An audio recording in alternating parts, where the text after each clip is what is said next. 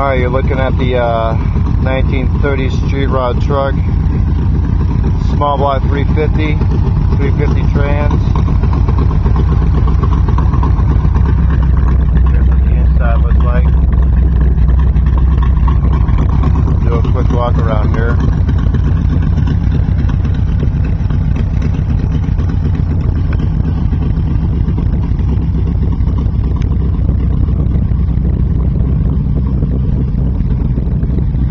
All lights and everything work on the truck.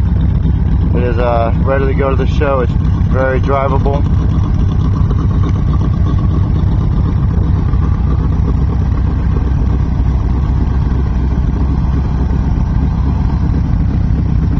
Alright, there's the 360 walk around.